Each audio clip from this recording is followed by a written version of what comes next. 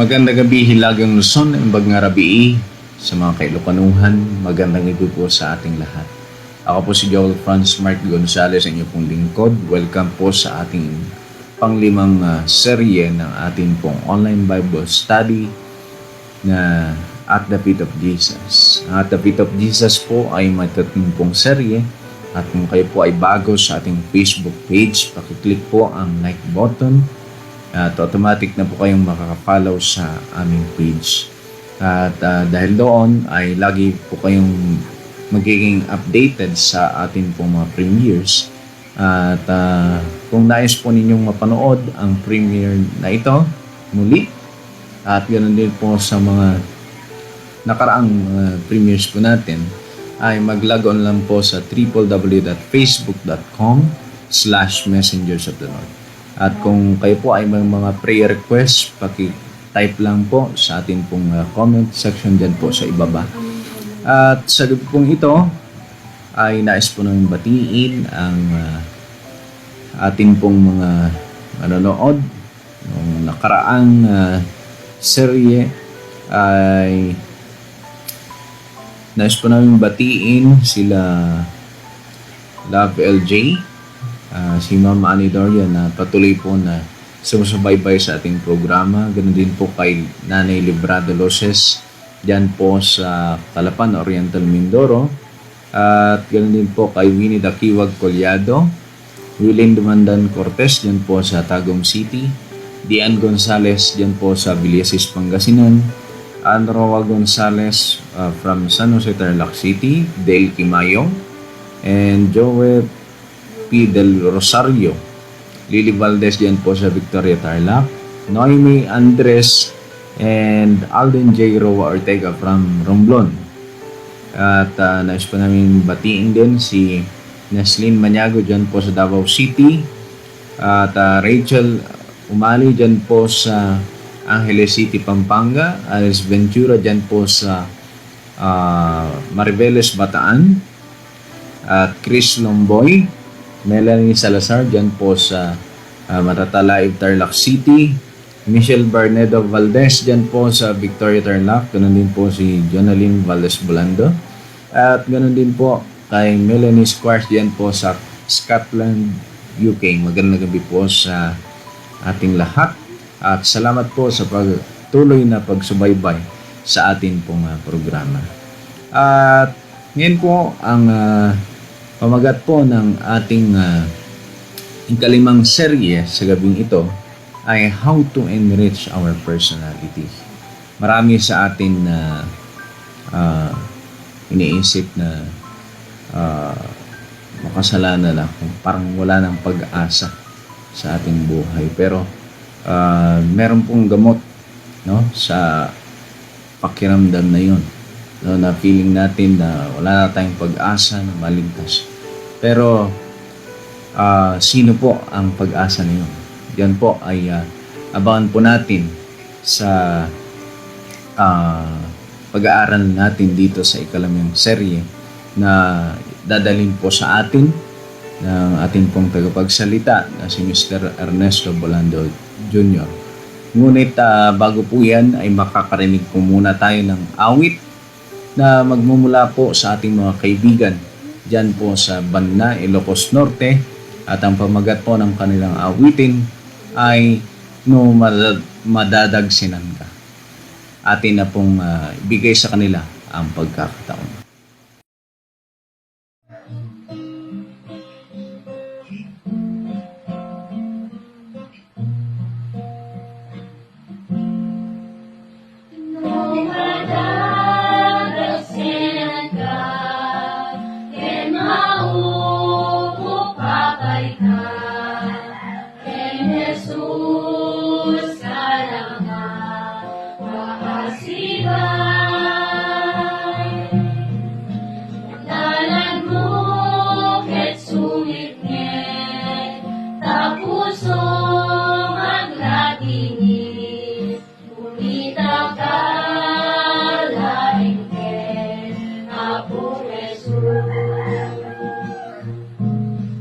Oh, Diyos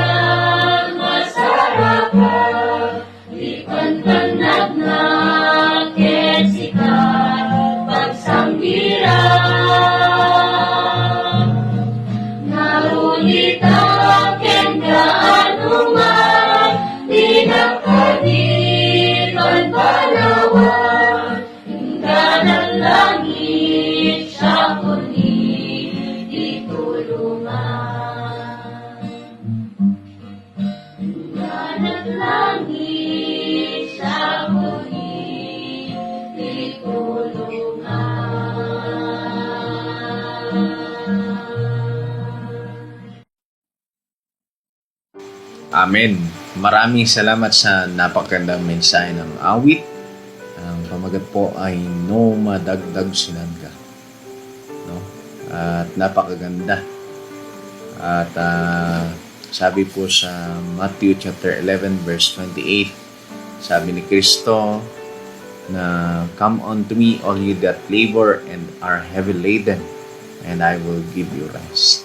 Kanino lamang po tayo lalapit kung tayo po ay nabibigat ang lubha, kung tayo po ay may problema, tayo ay nalulungkot, wala pong iba kundi kay Kristo.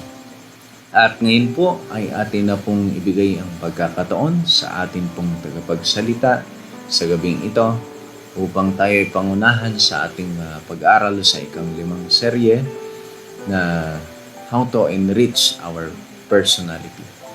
So atin na pong ibigay ang pagkakataon kay Mr. Ernesto Bolando Jr.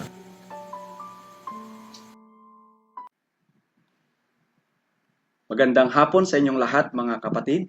Muli po kami po ay nagbabalik upang kami po ay maghatid po sa inyo ng salita ng Diyos sa hapong ito.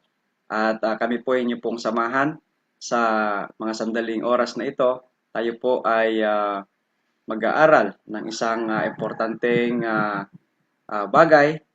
Ito po sa mga salita ng Panginoon na ating pong pag-aralan sa hapon ito mga kapatid. At bago po yan, tayo po ay magkaroon po ng maiksing panalangin. Hilingin po natin muli ang patnubay ng banal na espiritu upang tayo po ay kanyang turuan, tayo po ay kanyang bigyan ng katalinuhan na maintindihan po natin ang mga salita po ng ating Panginoong Diyos. Ama naming Diyos na nasa kaitaasan ng mga langit, Panginoon, kami po ay lumalapit po sa iyong banal na trono at nagpapasalamat po kami, O Diyos, na kami po inyo pong binigyan ng pagkakataon upang makapag-aral po ng iyong mga banal na salita. Tulungan kami, Panginoon, na ang iyong pong mga salitang mapag-aralan po namin ay magkaroon po ng kapangyarihan sa aming buhay at sila po ang gagabay po sa aming paglakad sa sanlibutan ito. Tulungan kami, O Diyos, bigyan po kami ng sapat na karunungan, buksan po ang aming mga puso at isipan at amin pong mapag-aralan ang iyong mga salita at amin pong maintindihan.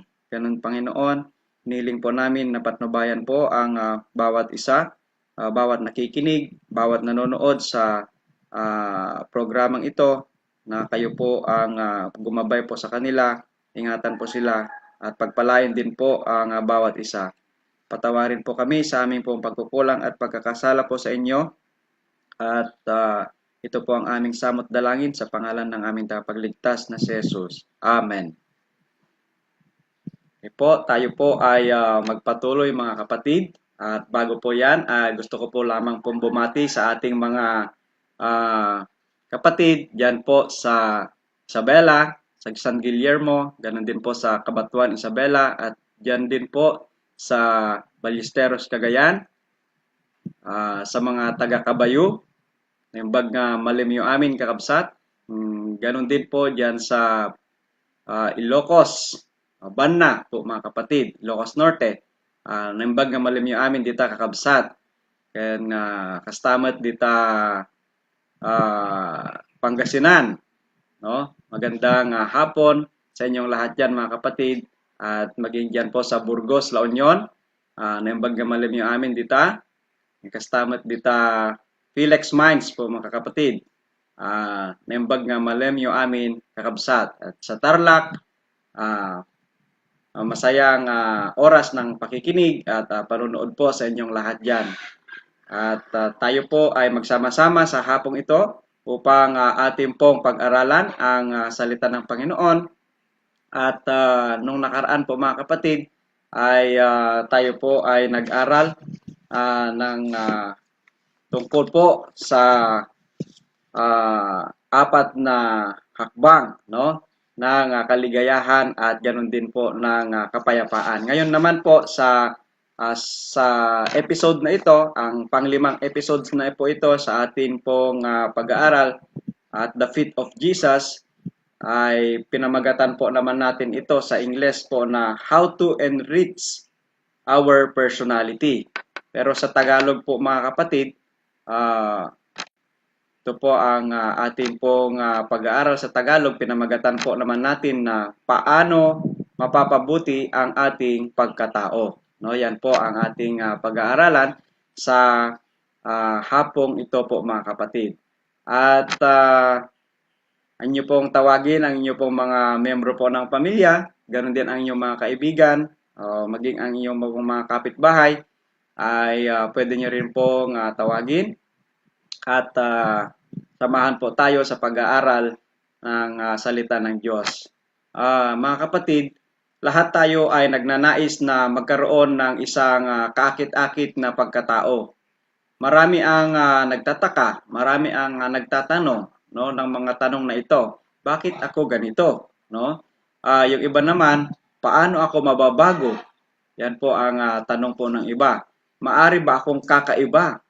Kaya po ang ginagawa po ng iba, sila po ay nagpapaganda, yung iba po nag-gym para gumanda po ang itsura, gumanda po ang katawan, yung iba naman po maraming nilalagay sa kanilang mga katawan at sa kanilang mga mukha upang mabago po ang kanila pong anyo. Nagpapatunay lamang po ito mga kapatid na ang tao po ay nawala po sa dating kanya pong itsura, nawala po sa dating kanya pong kalagayan po mga kapatid.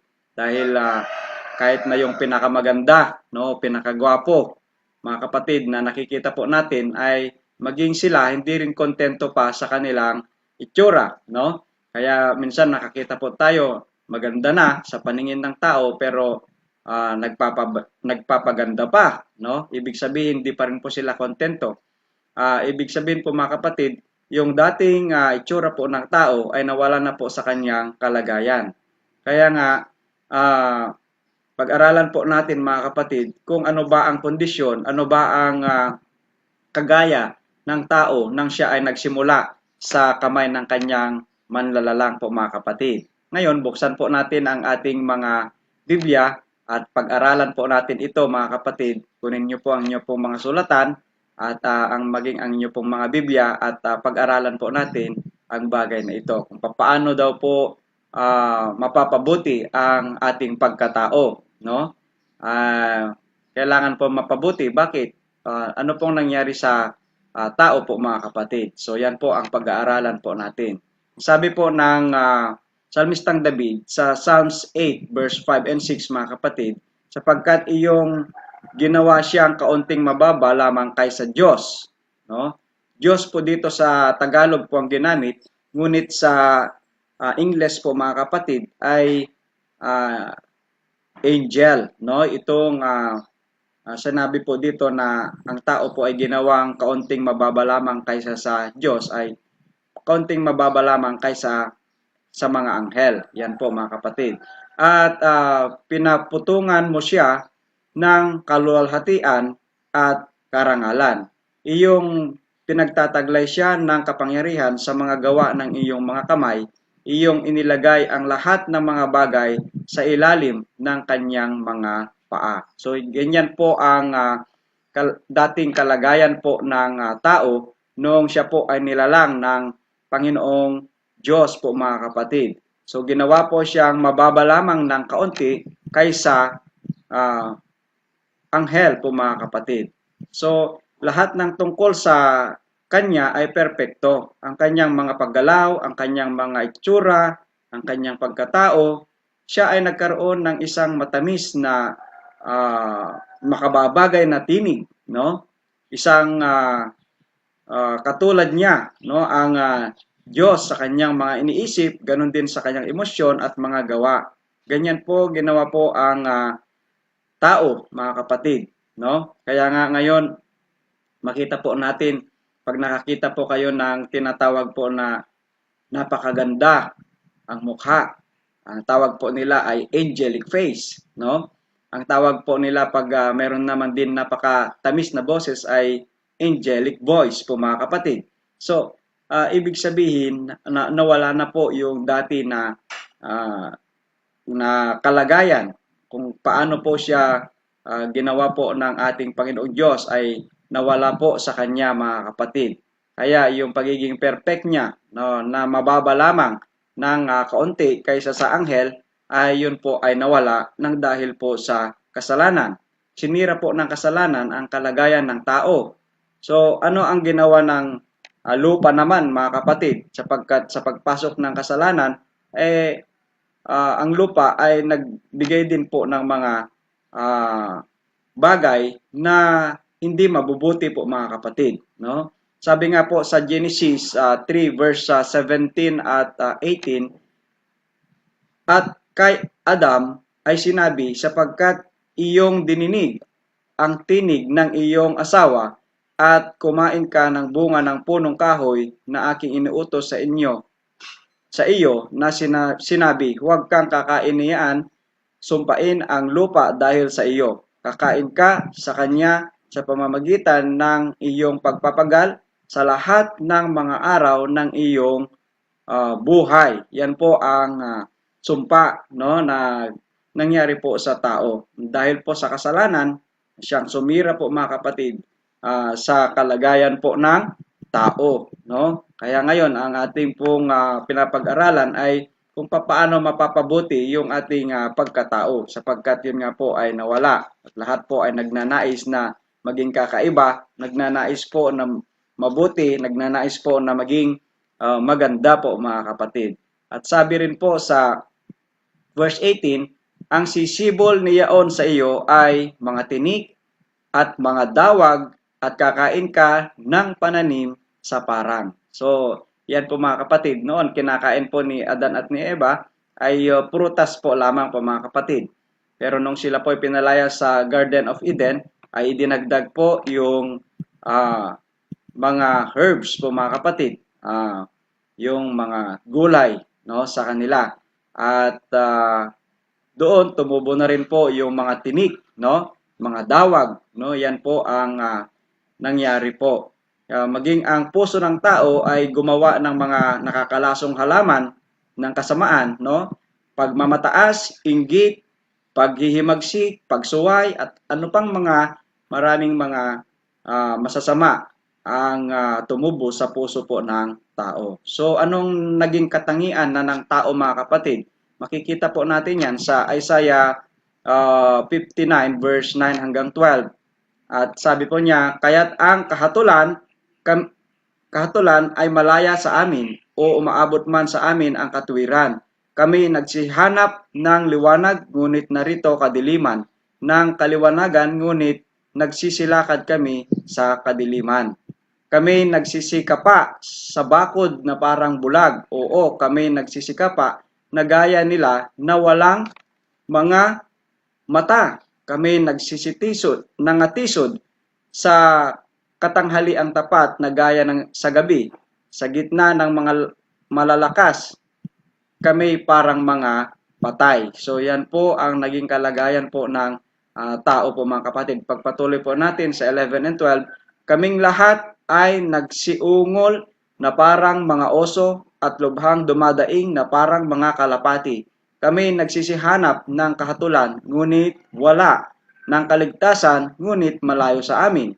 Sapagkat ang aming mga pagsalangsang ay dumami sa harap mo at ang aming mga kasalanan ay nagpapatotoo laban sa amin. Sapagkat ang aming mga pagsalangsang ay sumaamin at tungkol sa aming mga kasamaan ay nababatid namin. So yan po mga kapatid, dumami po ang kasalanan po ng tao po mga kapatid. Okay, so ang pagkatao o yung likas ng tao mga kapatid ay ginulo po ng kasalanan. Kaya ito po napinsala po yung karakter po ng tao. At siya ay naihiwalay sa Diyos at nahatulan ng kamatayan ang tao. Yan po nga sa Isaiah 59 verse 2 po mga kapatid. So nahatulan po ng kamatayan ang tao po mga kapatid. So ano ang katumbas na ng katwiran? Lahat ng mga, dahil dito po mga kapatid, yung mga ginagawang mabuti ng tao ay ano na ang katumbas, yung tinatawag na katwiran po ng tao mga kapatid. Sa Isaiah 64 verse 6, ay ganito po ang sinabi po niya. Sapagkat kaming lahat ay naging parang marumi at ang lahat naming katuwiran ay naging parang basahang marumi at nalalantang gaya ng dahon kaming lahat at tinatangay kami ng aming kasamaan na parang hangin. So yan mga kapatid, saan na po nahihalin tulad ang katwiran ng tao, ang kanyang tinatawag na kabutihan, mga kapatid, kanyang mga ginagawang mabuti, saan na po nahihalin tulad? Nahihalin tulad po sa isang maruming basahan at ganoon din sa isang nalalantang dahon po mga kapatid. Ang katwiran mga kapatid o yung mga mabubuting gawa ay nangangahulugan para ito ay tumugma sa sukatan na ibinigay ng Diyos. Ang tao ay original na perpekto, no?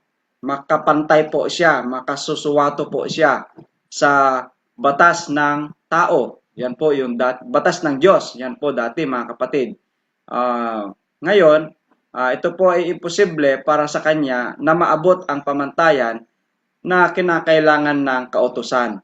Ang isang maruming pag-iisip na lang po mga kapatid, kahit di ka pa gumawa sa pamagitan po ng aksyon, sa isip pa lang mga kapatid na masama, ay sapat na mga kapatid para tayo po iihiwalay mula doon sa perpekto na katuwiran mga kapatid. No? Kaya, ano ang gustong gawin ng Diyos po sa atin ngayon? No? Sa hapong ito, mapapag-aralan po natin yan mga kapatid. Ang Diyos ay merong 4 na bagay na gusto niyang gawin sa atin. Ito po ay mga himala mga kapatid. Miracle na gusto niyang gawin sa ating buhay. No? Upang ito po ay tayo po ay magkaroon po ng tinatawag po na kaligtasan. Makamit po natin yung tinatawag na kaligtasan. So ano itong 4 na himala na nais tuparin, nais gawin ng Diyos sa atin, no, sa ating buhay. Mababasa po natin 'yan sa 1 Corinthians, no? 1 verse 30. Nandito po yung apat. Sabi niya, datapwat sa kaniya kayo'y nangasa kay Kristo Jesus na sa atin ay ginawang karunungan mula sa Diyos at katwiran at kabanalan at katubusan. So yan po yung apat, no, na ating pong pag-aaralan sa hapong ito. Ang apat na yan po mga kapatid ay makakatulong po sa atin kung paano po tayo natin po makakamit ang kaligtasan mga kapatid. So dito po, ito pong gusto ng ating Panginoon Diyos din para tayo po ay matuntun po natin, makamit po natin yung tinatawag na mabuting pagkatao. Yung nawala na pagkatao ay maipanumbalik din po mga kapatid sa pamamaraan ng apat na bagay na ito na gusto pong gawin ng ating Panginoon sa atin. Yung una, ano nga po ba yun? Yung sa pamamagitan ng karunungan. Karunungan nagmumula sa Diyos. Sabi nga po doon sa Proverbs, the fear of the Lord is the beginning of wisdom. Ang pagkatakot po sa Diyos ay siya pong umpisa. Doon po nagsisimula ang karunungan po mga kapatid. So, ang karunungan ito ay gustong ibigay ng Diyos sa atin upang tawagin tayo, no? Upang maging matuwid po mga kapatid. Tatawagin niya tayo sa pamamagitan ng karunungan na ito ay atin pong maintindihan, atin pong maunawaan ang pagtawag ng Diyos sa atin para sa kanyang katwiran. Pangalawa, yung katwiran, justification. Yan po, sa ibang termino. Justification po mga kapatid. No? Yung pag-aaring ganap sa Tagalog. Ito po ay gusto niya rin pong gawin sa atin upang maihayag niya na tayo matuwid, banal, bagaman tayo po ay nagkakasala. Pangatlo, yung pagpapakabanal, no? Yung kabanalan, yung kanina po mga kapatid, no? Ito po ay gusto niyang gawin sa atin upang tayo po ay maging banal, no? Tayo po ay maging matuwid po mga kapatid. At yung pang-apat, ito yung katubusan o yung redemption na tinatawag, glorification. Ito po gustong gawin ng ating Panginoon sa atin bilang himala sa ating buhay mga kapatid upang gawin niya tayong immortal. Tayo ngayon po ay mortal. Meron pong katawang namamatay, no? Pero yan po sa mga miracle na gagawin ng ating Diyos sa ating buhay ay magkakamit po tayo ng tinatawag na immortality mga kapatid. So yan po yung apat na bagay na gusto ng ating Panginoong Diyos na gawin po sa atin, no, bilang himala sa ating buhay mga kapatid. Okay, so ano ang binubuo ng unang himala? Ano po yung unang himala po kanina? Ito po yung karunungan na nagmumula po sa Diyos, no? Yan po ang karunungan na nagmumula sa Diyos. Yan po ang una na gustong gawin ng ating Panginoong Diyos po sa ating buhay. Ngayon, mga kapatid, sabi po ng John 12 verse 32, sabi po niya, at ako, kung ako'y mataas na mula sa lupa, ang lahat ng mga tao ay palalapitin ko sa akin. Yan po ang gustong gawin ng Panginoon sa atin, no? Una, bibigyan niya po tayo ng karunungan na nagmumula sa Diyos. At upang sa ganon, ating pong maunawaan ang gusto ng ating Panginoong Hesukristo sa atin mga kapatid, upang tayo po rin ay mabago, no? Ngayon, ang una po sa pagbibigay po niya ng karunungan ay gusto niyang ilapit po tayo sa kanyang sarili, no? Kaya nga sabi niya, when I am lifted up, no, I will draw all men unto me. So yan po ang sabi po niya diyan sa John 12 verse 32. Kung siya daw po ay maitataas mula sa lupa mga kapatid, ay kanyang palalapitin lahat ng tao sa kanya po mga kapatid. So gusto niyang ilapit tayo sa kanyang sarili mga kapatid. Yan po ang gusto niyang gawin sa atin. Ang panguna at ang pangalawa po, gusto niya tayong tawagin, no? Tinatawag niya po tayo mga kapatid. Sa Matthew 11 verse 28, magsiparito kayo sa akin, kayong lahat na nangangapagal at nangabibigatang lubha, at kayo'y aking papagpahingahin. Yan po ang sabi po ng ating Panginoong Yesus. So, tinatawag niya po tayo mga kapatid. Ito po yung panawagan ng ating Panginoong Diyos para sa kanyang katwiran. At yung pangatlo po mga kapatid, hinahanap niya tayo tulad ng pastol, no? At sa kanyang paghahanap mga kapatid, ay sa mga nawalang tupa, ay siya po ay pumarito po dito sa sanlibutan ito. Sabi nga po sa Matthew 18:12-13, ano ang akala ninyo? Kung ang isang tao ay may 100 tupa at maligaw ang isa sa mga yaon, hindi baga iiwan niya ang 99 at pa sa kabundukan at hahanapin niya ang naligaw, no? Yan po mga kapatid. At ituloy po natin sa verse 13. Sabi niya, at kung mangyaring masumpungan niya, ay katotohanang sinasabi ko sa inyo na magagalak ng higit dahil dito kaysa 99 na hindi nangaligaw. Kaya yan po mga kapatid, nakita po natin ang kagustuhan ng ating Panginoong Hesukristo na tayo po ay hanapin, no? Ang mga naligaw, no? Tayo po ay hanapin po mga kapatid. Yan po yung pangatlo, no? Una, ilalapit niya tayo sa kanyang sarili. Pangalawa, tinatawag niya tayo, no? Pangatlo, hinahanap niya tayo. Yan po mga kapatid, yung panawagan niya para sa kanyang katwiran po mga kapatid. Okay, so ang pang-apat, tulungan niya tayong magnanais para sa Diyos. Bakit mga kapatid? Ang tao kasi wala siyang pagnanais sa Diyos. Isang himala lamang po na ang tao ay hahanapin niya ang Diyos na hindi po niya nakikita. Isang himala lamang po na ang tao ay magnanais siya ng isang Diyos po mga kapatid. No? Kaya yan po yung magagawa ng karunungan na ipagkakaloob sa atin ng ating Panginoong Diyos. Sa Psalm 63 verse 1, ito pong sabi ng Salmistang David ayon po sa kanyang experience. O Diyos, ikaw ay Diyos ko. Hahanapin kitang maaga. Kinauuhawan ka ng aking kaluluwa.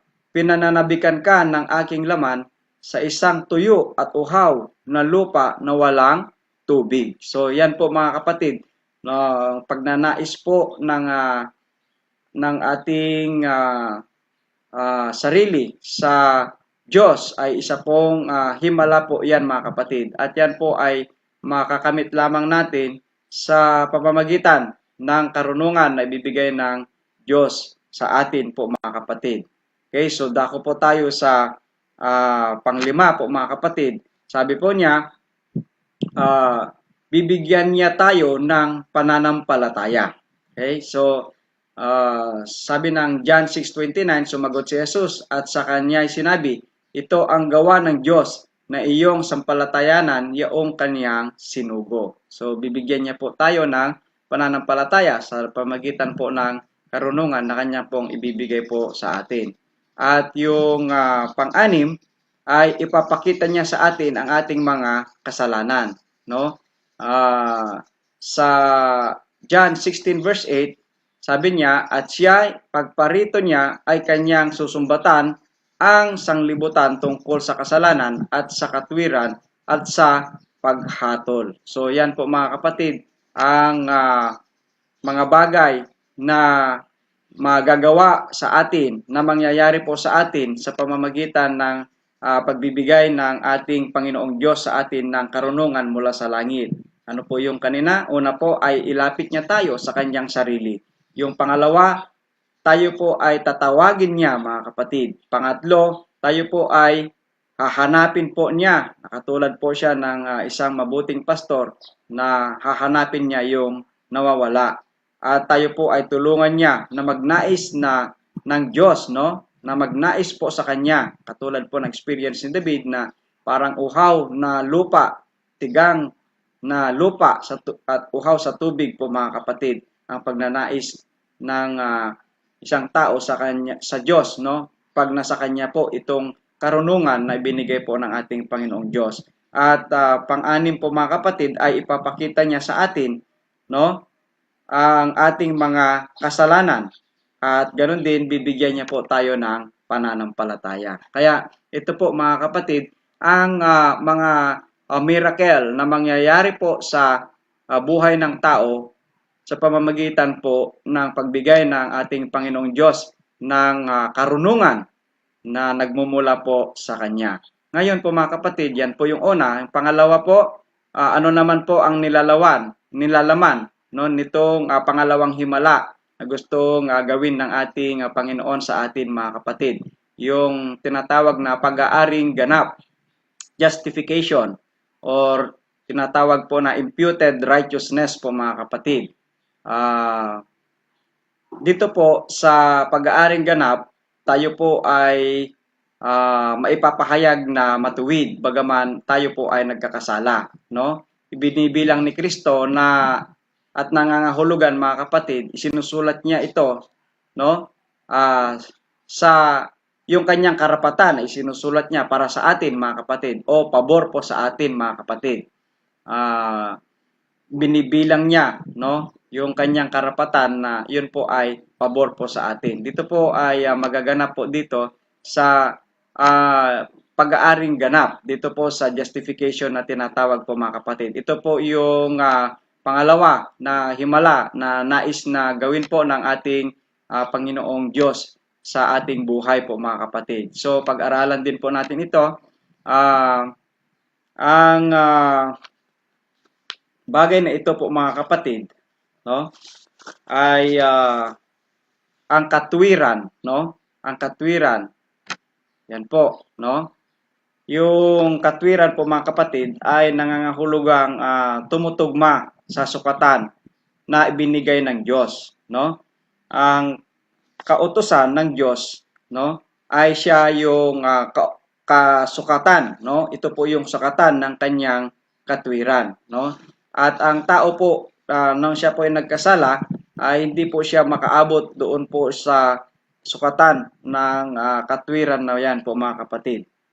So sa pamagitan lamang ni Hesukristo mga kapatid na tayo po ay maitugma diyan po sa sukatan na yan ng kanyang katwiran. At si Kristo po ang nakaabot po ng divine perfection.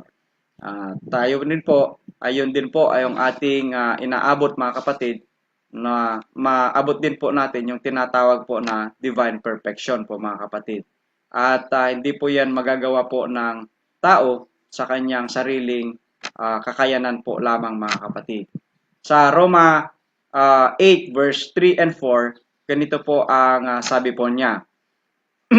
Sapagkat ang hindi magagawa ng kautusan ay mahina sa pamamagitan ng laman. Sa pagsusugo ng Diyos sa kanyang sariling anak na nag-anyong lamang salarin at dahil sa kasalanan ay hinatulan ng Diyos sa laman ang kasalanan. Sa pamamagitan po ni Jesus Christ po mga kapatid, no? Na siya po yung sariling anak ng Diyos, no? Na kanya pong ibinigay mga kapatid. Sabi po ng 4, upang ang kahilingan ng kautusan ay matupad sa atin, na hindi nagsisilakad ayon sa laman, kundi ayon sa Espiritu. Yan po ang sabi po mga kapatid. Kaya sa pamagitan ni Jesus Christ, tayo po ay magkaroon po ng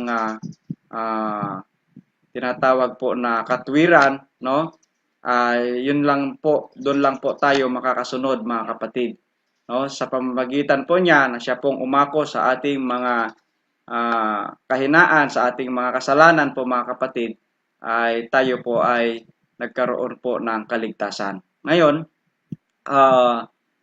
ito po yung righteousness or yung tinatawag na imputed righteousness. Itong katwiran na ito ay tinatawag po na imputed righteousness. Ibinigay po, regalo po na katwiran po ito.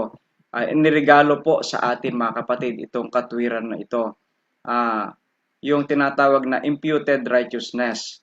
Wala pong bayad, no? Yung kahulugan po nito mga kapatid. Ito po ay ginawa po para sa atin.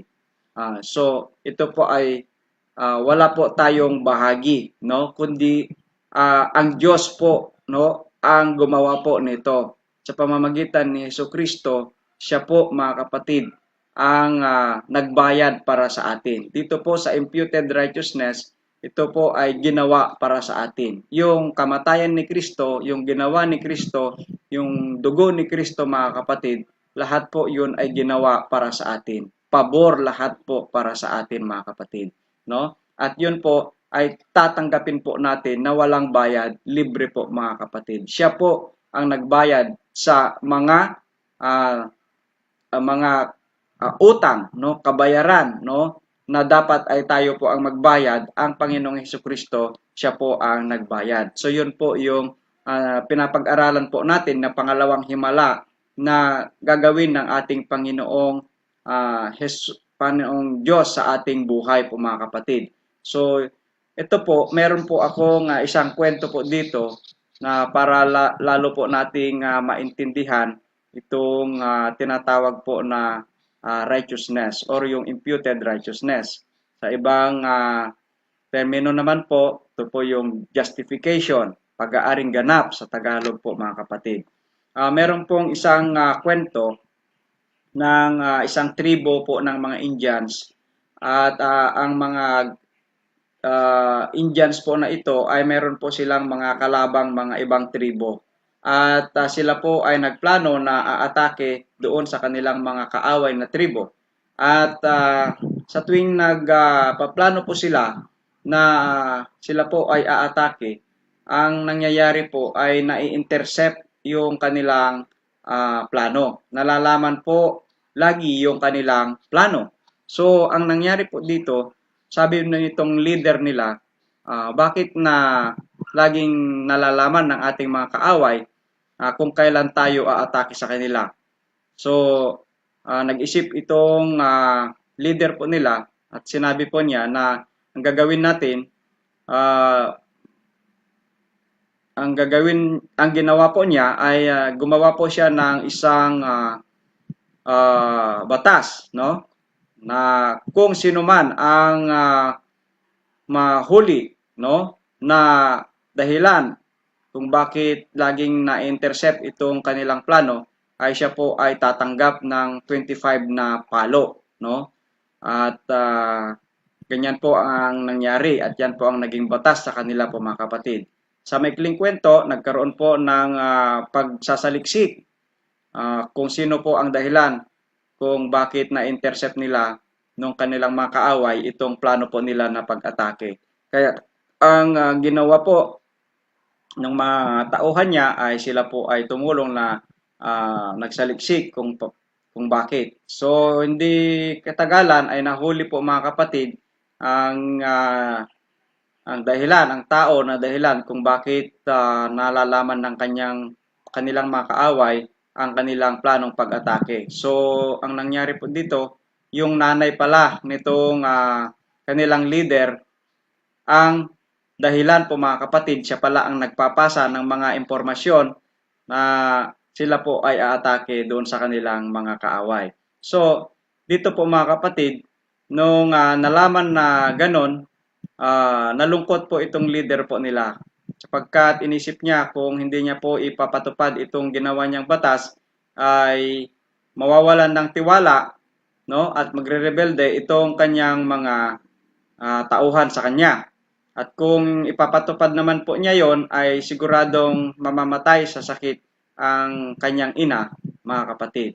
So ang ginawa po niya ay binigay niya po ang kanyang sarili na siya po ang paluin ng 25 na beses po mga kapatid. So, ganyan po mga kapatid ang isang ilustrasyon itong ating pinapag-aralan na imputed righteousness.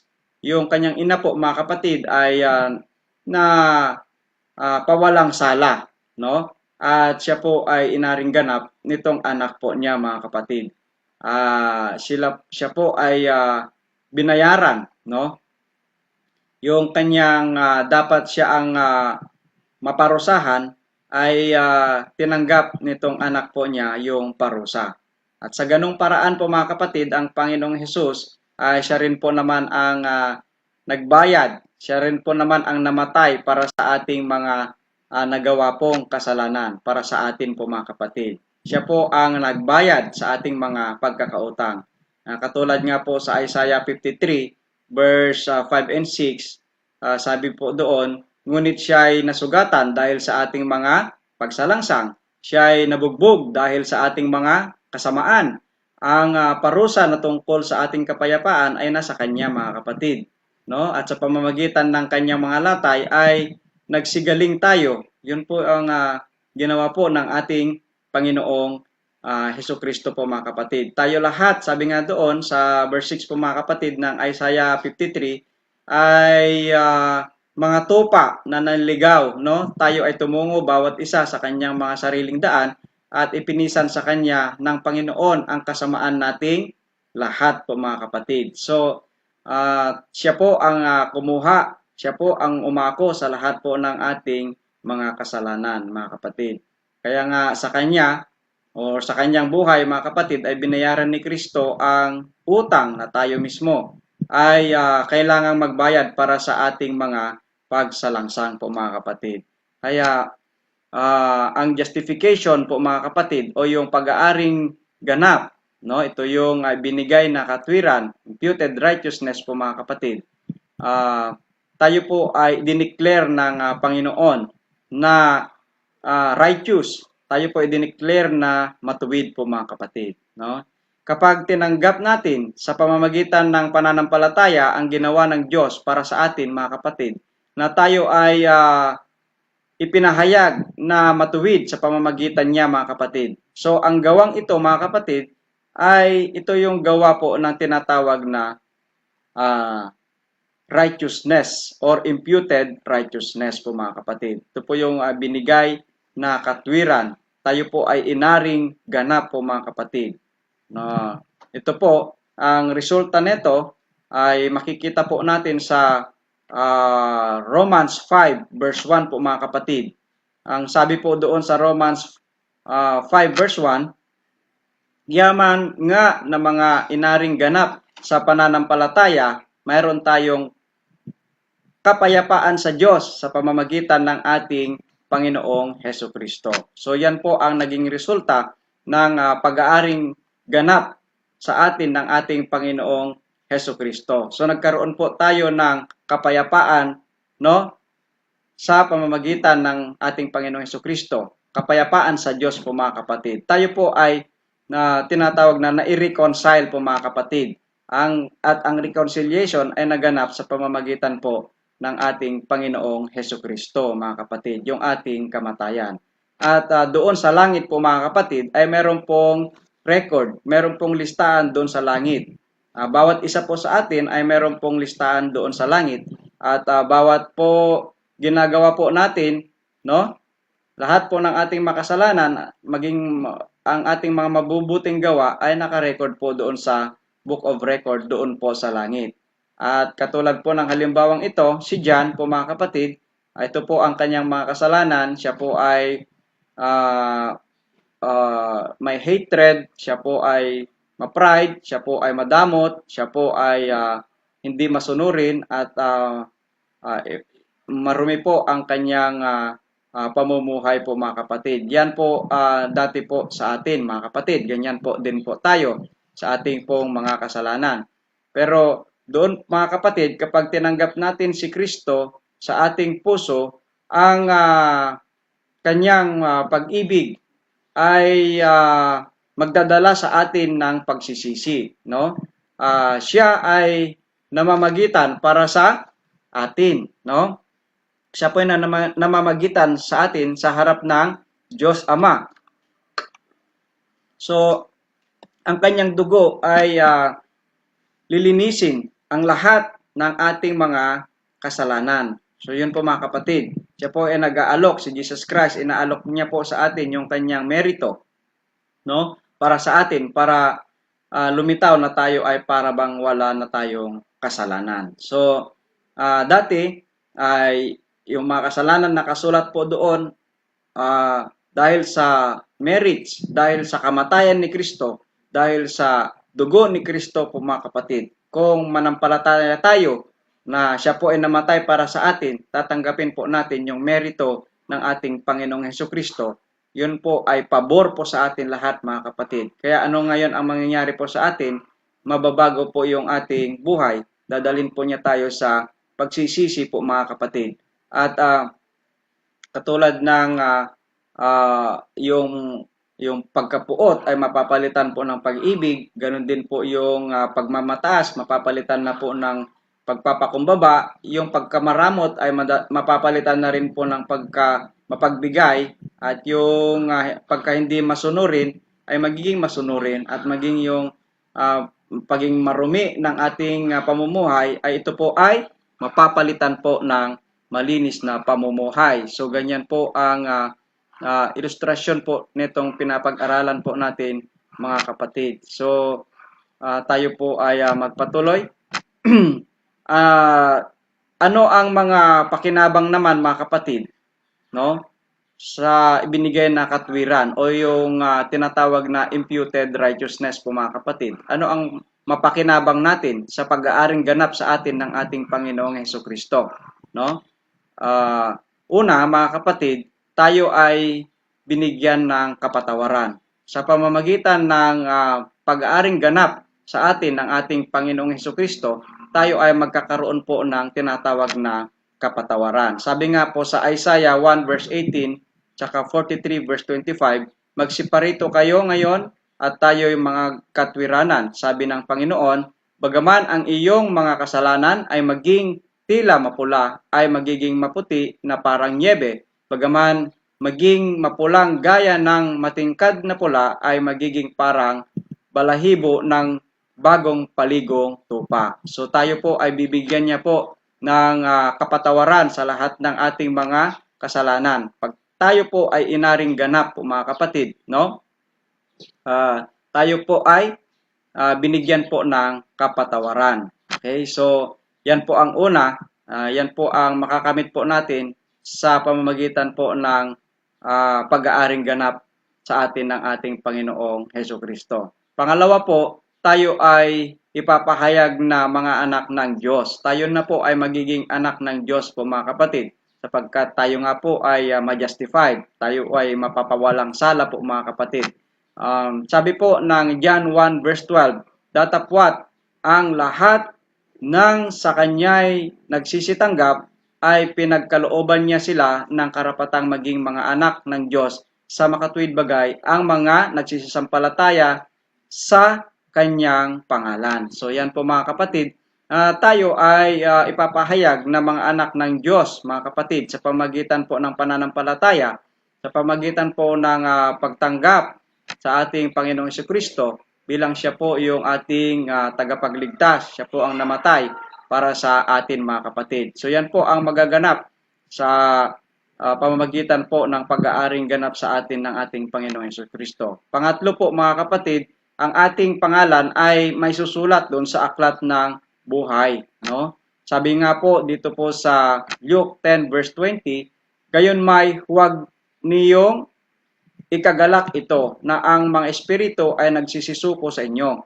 kundi inyong ikagalak na mga susulat ang iyong mga pangalan sa langit. So yan po mga kapatid, magaganap po yan sa pamamagitan po ng pag-aaring ganap ng ating Panginoong Hesukristo sa atin mga kapatid. So yan po ang mangyayaring himala sa ating buhay mga kapatid, no? Kaya ang katwiran o yung pag-aaring ganap mga kapatid ay isinilarawan po ito, no, doon sa pamamagitan po ng isang Pariseo at yung publican o yung maniningil ng buwis mga kapatid, no? Doon makikita po natin yung storya, yung kwento ng parable na ito po mga kapatid, na dalawang lalaki na pumasok sa templo, yung Pariseo at yung maniningil ng buwis, at doon nanalangin po silang parehas mga kapatid. At yung Pariseo ay nananalangin po siya na binabanggit niya na hindi siya katulad ng ibang mga tao na mga makasalanan, mga ngalunya, at lahat pa mga kapatid. At sinasabi po doon yung Pariseo, pinagmamalaki pa niya na siya po ay nag-aayuno, no, ng 2 beses sa isang linggo, at ganoon din nagbibigay ng kanyang ikapo. Pinagmamalaki po niya na sa lahat ng kanyang mga nakamtan ay nagbibigay siya ng ikapo, at ay hinalintulad niya rin yung kanyang sarili na hindi siya katulad noong isang nananalangin na maniningil ng buwis, mga kapatid, no? Na isang makasalanan. So, dito naman sa kabila, yung maniningil ng buwis ay kanya rin naman pong binubugbog, pinapalo yung kanyang dibdib na sinasabi niya na siya po ay makasalanan at hindi karapat-dapat sa harapan ng ating Panginoon. At ang sabi po doon ay uuwi nga itong maniningil ng buwis na ito na siya po ay aariing ganap, mga kapatid. Bakit po, mga kapatid? No? Bakit po kaya? So, doon po, mga kapatid, pakita po natin na kung bakit mas aariing ganap itong publican kaysa yung pariseyo po, mga kapatid, no? Maaring sabihin natin, bakit? Samantalang hindi naman siya gumagawa ng kasalanan at ayon sa kanyang panalangin at siya nagbibigay ng ikapo at ganun din nag-aayuno po siya, nag-aayuno pa po siya, no? Dito po, mga kapatid, ay ang pariseyo ay hindi niya po kailangan ang merito ni Jesus, mga kapatid. Yung ginawa ni Jesus Christ ay walang saysay sa kanya, mga kapatid. Yung kamatayan ni Jesucristo, no? Dahil ang tingin niya sa kanyang sarili ay wala siyang kasalanan, no? Matuwid po siya. At kaya walang aariing ganap sa kanya ng ating Panginoong Jesucristo, no? Kaya hindi po siya maaring aariing ganap po, mga kapatid. At yung publican dito, mga kapatid, o yung maniningil ng buwis ay siya po yung aariing ganap na sabi po doon sa Biblia pag uwi po niya. Bakit? Sapagkat kinilala niya ang kanyang mga kasalanan, no? Kinilala niya ang kanyang pagkamarumi po, mga kapatid, at nangangailangan po siya ng tagapagligtas, no? At dito, mga kapatid, kailangan niya po yung merito po ng ating Panginoong Hesukristo, no? Kailangan po niya para siya po ay maituring na matuwid sa harap ng Panginoong Diyos po, mga kapatid, ay kailangan niya po yung dugo ni Kristo na siyang maghugas doon sa kanya pong kasalanan, no? Kanya pong kailangan yung merito, yung ginawa ni Kristo, no, na maibigay po sa kanya. Kaya ganyan po ang isang ilustrasyon nitong ating pinapag-aralan, yung tinatawag po na justification po, mga kapatid, o yung pag-aaring ganap, no? Yan po, mga kapatid. Kaya yan po ay isang himala na mangyayari po sa ating buhay, no? Yan po yung pangalawang himala po, mga kapatid. Yan po ang gustong gawin ng ating Panginoong Diyos sa atin. Kaya una po kanina ay yung bigyan niya po tayo ng karunungan mula sa Diyos. Pangalawa, itong tinatawag po na imparted righteousness o yung imputed righteousness po, mga kapatid. Yung justification o yung tinatawag po na pag-aaring ganap. At yung pangatlo po, mga kapatid, ito po yung tatawagin naman din po natin na imparted righteousness, yung pagpapabanal po, mga kapatid. No, ito yung pangatlong himala na gustong gawin ng ating Diyos po sa atin. Ito po yung restoration of the lost condition.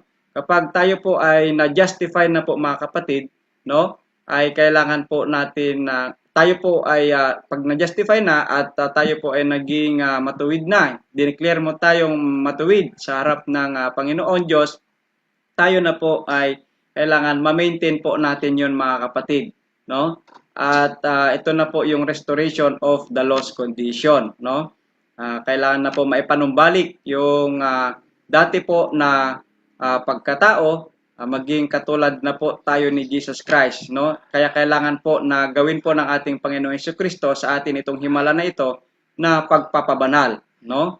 Yung tinatawag na sanctification. Maaari bang baguhin ng tao ang kanyang sariling pagkatao, mga kapatid, sa pamamagitan ng kanyang sarili? No? Sabi po ng Jeremiah 13 verse 23, makapagbabago baga ang Etiope sa kanyang balat o ang leopardo ng kanyang batik? Kung magkagayoy, mga kagawa naman kayo ng mabuti na mga bihasang gumawa ng masama. So ito po mga kapatid ay hindi po kayang baguhin po ng tao ang kanyang sarili. Itong Etiope po, yung mga negro po ito mga kapatid, mga black people po mga kapatid, Ethiopians po mga kapatid, ay sila po ay hindi po nila kayang baguhin yung kanilang kulay po mga kapatid. Maging ang leopard ay hindi niya po kayang tanggalin ang batik sa kanyang sariling pamamaraan po mga kapatid. Bagaman ngayon ay sinasabi ng mga ibang tao, meron namang glutathione, meron pang kojic soap, no? Pwede daw siyang pumuti. Pero oo, siguro pwede, pero panandalian po mga kapatid. Pero yung totoo na mawawala po mga kapatid, yung kanyang kulay ay hindi po yan magagawa mga kapatid.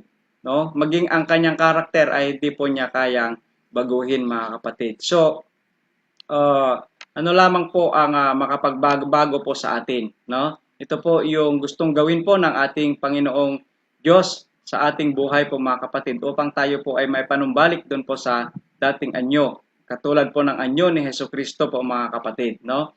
So, itong pagpabanal, no? Itong pagpapabanal o yung sanctification po mga kapatid, tinatawag po natin ito na imparted righteousness. Yung kanina po mga kapatid, imputed righteousness. Yun po ay binigay sa atin, walang bayad, libre, ni wala tayong ginawa po yun mga kapatid. At hindi yun nangyari po sa atin, kundi nangyari sa iba.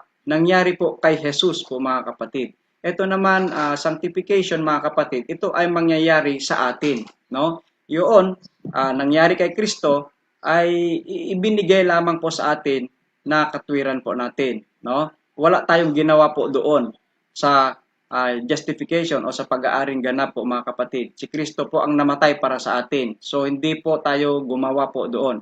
Ngayon, itong imparted righteousness, ito naman po ay mangyayari po sa atin, no? Mangyayari po sa atin, gagawin po sa atin po mga kapatid mismo. So, meron pong himala na ibibigay ng ating Panginoong Diyos po sa atin para ito po ay mangyari po sa atin mga kapatid. Kaya tayo po ay na-justify po niya, no? Ituring na po tayo po ay matuwid na, no?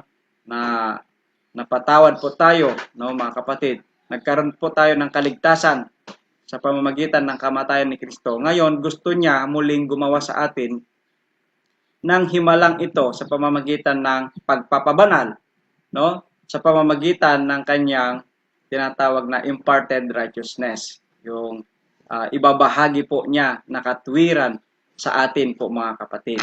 So, sabi po ng Ephesians 4 verse 24, at kayo'y mga bihis ng bagong pagkatao na ayon sa Diyos ay nilalang sa katwiran sa kabanalan ng katotohanan. So yan po mga kapatid.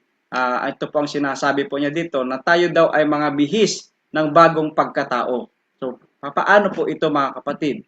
Isang himala po mga kapatid lamang na ito po ay mangyayari sa buhay po ng tao. Kaya ito po yung gusto pong gawin ng ating Panginoong Diyos po sa atin na tayo po ay mabihisan ng bagong pagkatao po mga kapatid. No? Ito po yung pagpapanumbalik ng ating nawalang mukha, ng ating nawalang itsura, ng ating nawalang karakter po mga kapatid. So, ano ngayon ang gustong gawin ng Diyos sa atin sa pamamagitan ng kanyang biyaya? Ano ang gusto niyang gawin sa atin? Ano ang gusto niyang ibigay sa atin para sa ganon ay maganap sa atin itong himala na ito?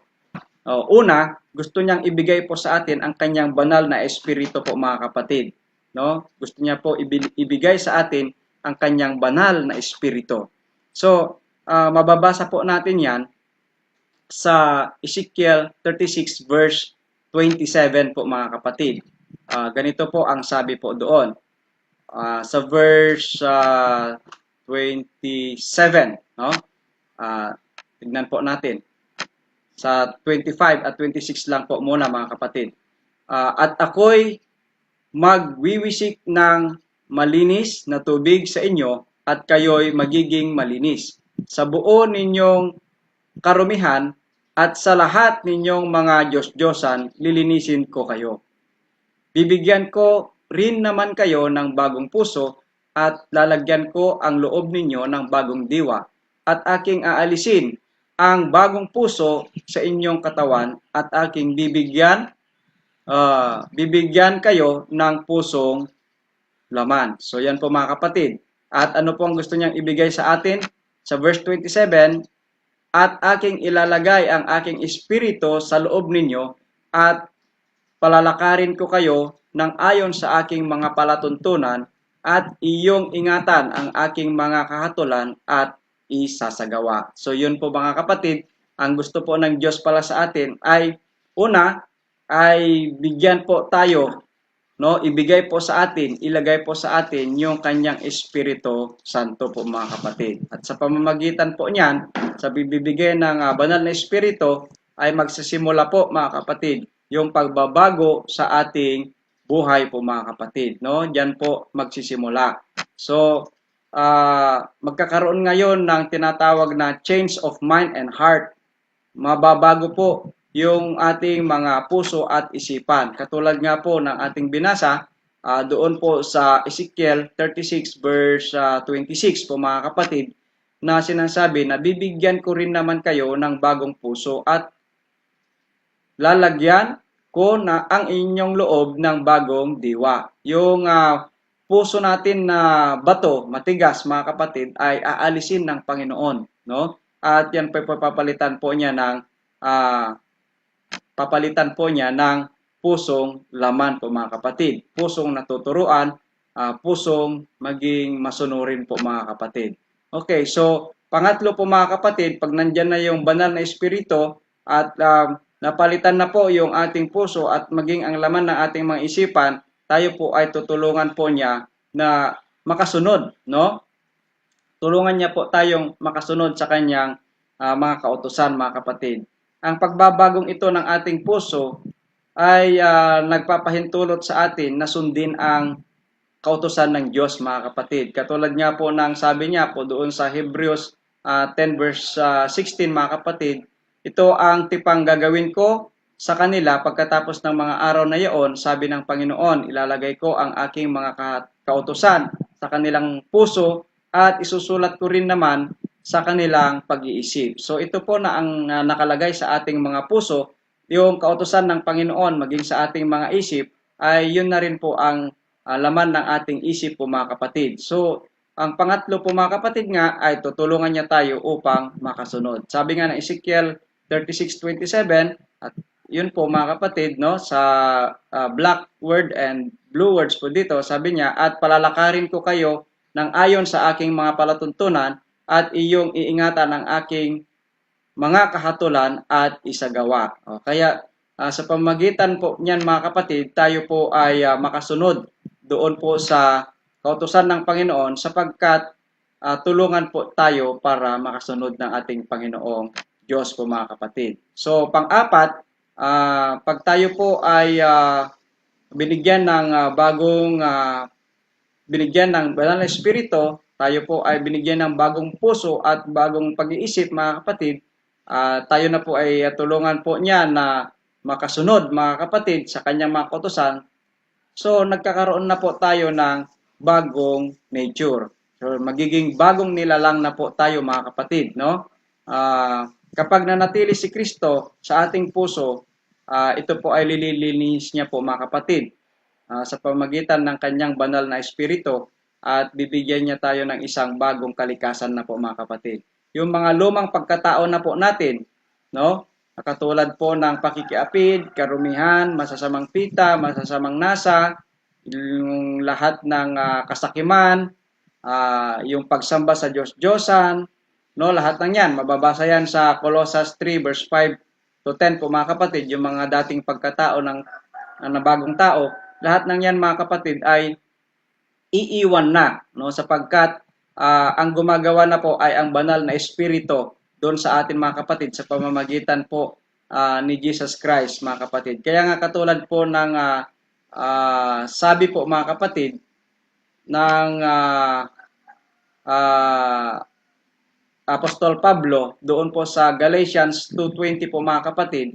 Sabi po niya, ako'y napako sa krus na kasama ni Kristo at hindi na ako ang nabubuhay, kundi si Kristo ang nabubuhay sa akin at ang buhay na ikinabubuhay ko ngayon sa laman ay ikinabubuhay ko sa pananampalataya.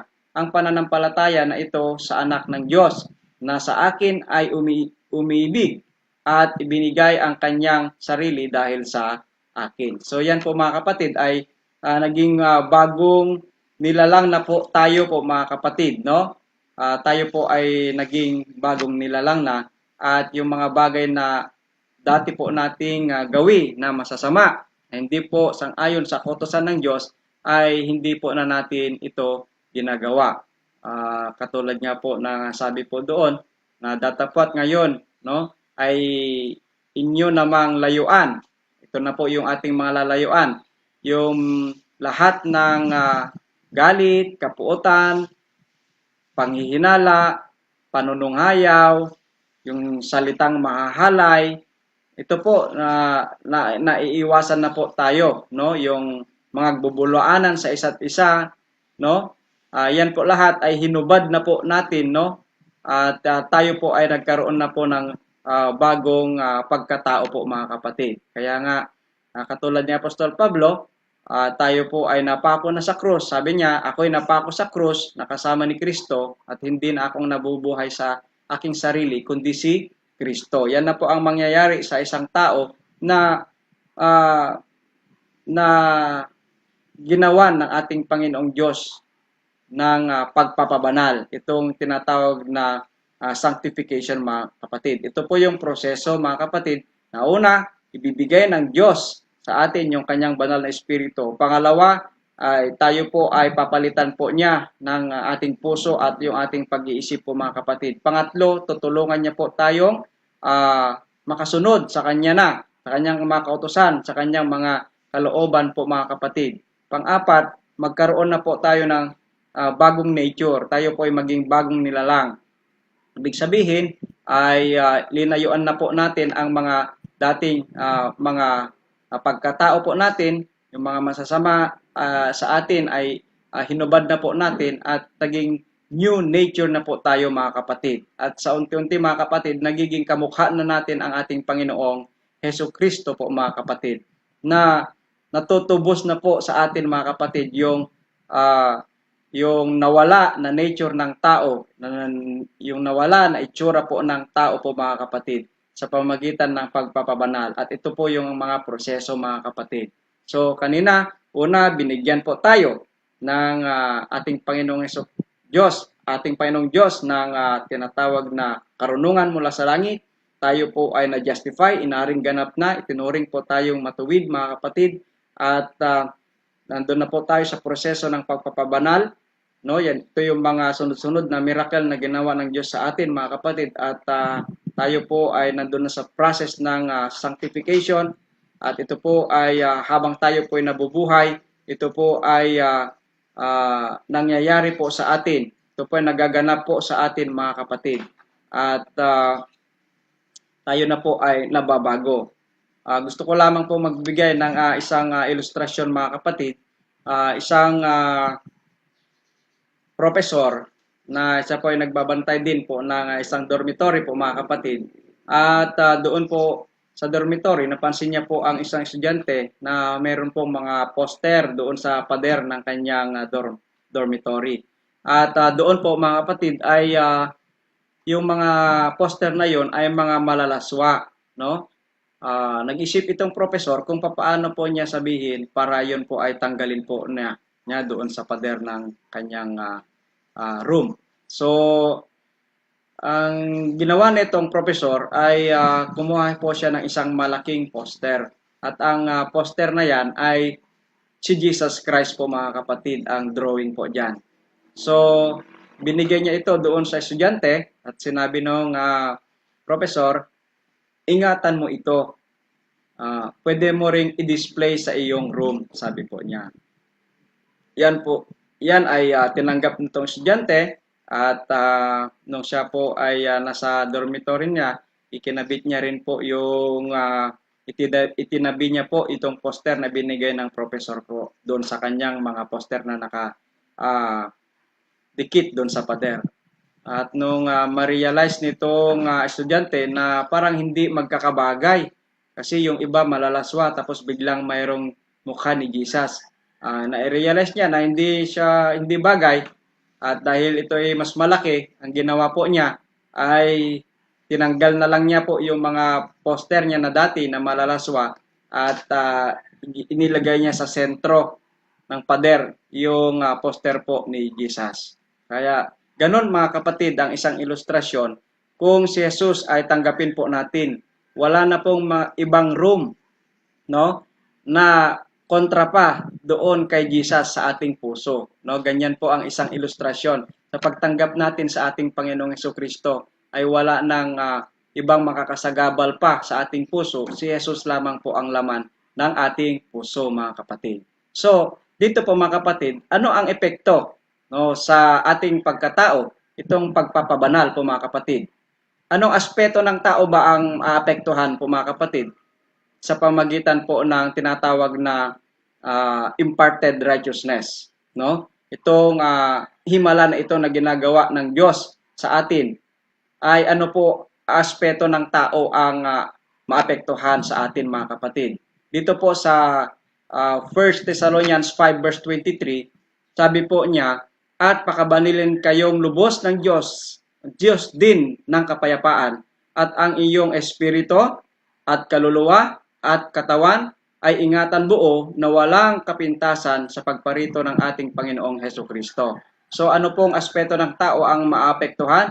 Ang buong pagkatao po ng ating pagkatao, no? Ang buong pagkatao po natin ang maapektuhan po mga kapatid sa ginagawang miracle na ito ng Diyos po sa atin mga kapatid. Itong sanctification process na ito o yung tinatawag na pagpapabanal mga kapatid ay ang buong pagkatao po natin ang affected. Ang ating espiritu, yung ating mga pag-iisip po yan, no? Yung ating kaluluwa, yung soul, yan po yung ating mga feelings po mga kapatid. Yung ating katawan, no? Ito naman po yung mga habits po natin mga kapatid. Ay lahat po yan ay affected. Mababago po lahat yan mga kapatid sa pamamagitan po ng proseso ng pagpapabanal po mga kapatid. So, napakaganda at nalalaman po natin kung paano po tayo ginagawan ng ating Panginoong Diyos mga kapatid para tayo po ay magkaroon po ng tinatawag na kaligtasan. Tayo po ay mababago, may panumbalik po sa atin yung nawalang katangian, itsura po ng tao mga kapatid mula sa kamay ng ating manlalala. Okay, ang mga mabubuting gawa mga kapatid ay ito po ay bunga ng pagbibigay katwiran po, no, sa atin ng ating Panginoon mga kapatid. Hindi ito ang paraan para tayo po ay makakamit mga kapatid. Doon nga po sa Ephesians 2 verse 10, sabi po niya doon, sapagkat tayo'y kanyang gawa na nilalang kay Kristo Jesus para sa mga mabubuting gawa, no? Na mga inihanda, no? Tayo po inihanda ng Diyos nang una pang siya ay nating lakaran po mga kapatid. So, ito po mga kapatid, itinuturo po ito sa halimbawa po ng puno ng ubas, no? Yung puno po ng ubas ay ating pong pag-aralan po mga kapatid. Tinuturo po doon itong isang halimbawa na ito mga kapatid. Doon sa John 15 verse 5, ganito po ang mababasa po natin, ako ang puno ng ubas, kayo ang mga sanga.